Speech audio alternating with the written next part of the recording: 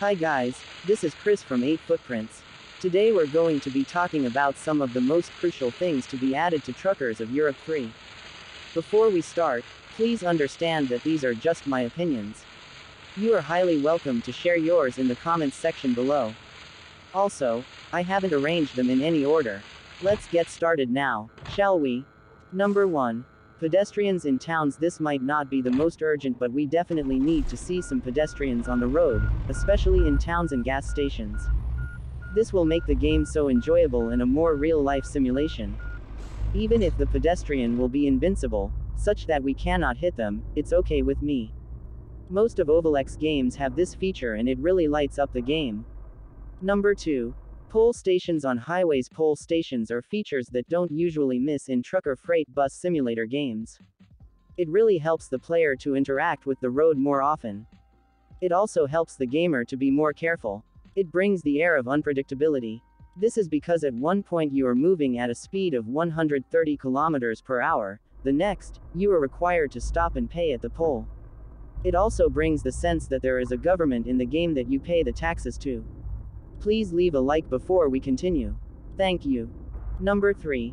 Speed bumps and speed limits. When it comes to speed, in this game you can go for a cross rally with your truck. The only limits of speed are the sharp bends and turning points. And let's be honest, most of us take the sharp bends with a very fast speed, more than 80 kilometers per hour. I do know that even before the game was released, the developers said that the roads will be based on the Autobahn of Germany. The road there doesn't have any speed bumps or speed limits. But understand that it's not the only road in the country. There are other roads that have speed bumps and speed limits. So I'm not a fan of having the whole map with the Autobahn. Maybe when you leave the highway you can get some speed limits and bumps, especially near the entrance of the city and gas stations. Number 4. Traffic rules and tickets. It's not normal to enter into a city at a speed of over 50 kilometers per hour and hit the cars in your way like it's wreckfest. There should be some punishment to drivers like those, at least in real life. This is the point, we need an almost replica of real life, and to achieve this, the slightest bit of detail should be attended to. We should have speed cameras near the entrance of cities. This will control most players since they will be paying every time they overspeed into a city. Also, have punishment for crossing a red light and colliding with AI cars. Number 5. Different types of tires. I believe it's now sensible that since we have the quarry update, we can have different types of tire hardness. I have been to the quarry a couple of times, and most of those times, I usually skid or slide over the road because the tires are so soft and therefore can't grip on the road well. This feature is in games like Grand Truck Simulator 2 and Universal Truck Simulator. I think they'll add this feature in future because we really need it, especially for the quarry area. Number 6. Interior customization. I think I don't really have to say much about this. If perhaps you can have your phone or laptop or diary in your dashboard, a cup of tea or a bottle of soda on your cup holder and so on, it will be so impressive to the eye as a driver.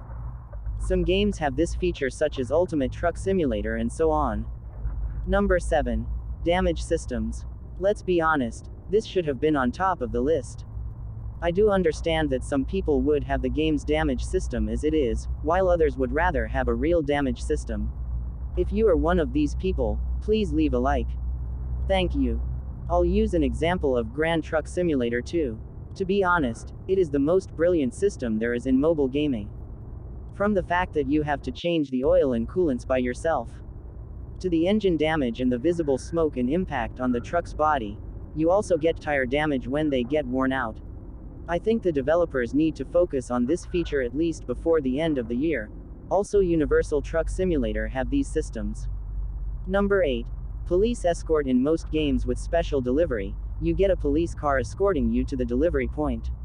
This was evident in American Truck Simulator by Overlex, Universal Truck Simulator by Dual Carbon, Ultimate Truck Simulator by Zoox, etc.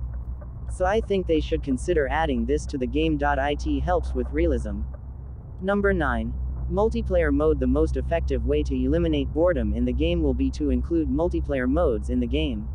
An example of a game that has most players because of multiplayer mode is Ultimate Truck Simulator. The game still gets a lot of people because they interact in multiplayer mode with other players. It also increases creativity as most people can discover other ways to make the game interesting. I can create a whole other video explaining how to make the most enjoyable and interactive multiplayer mode. Number 10.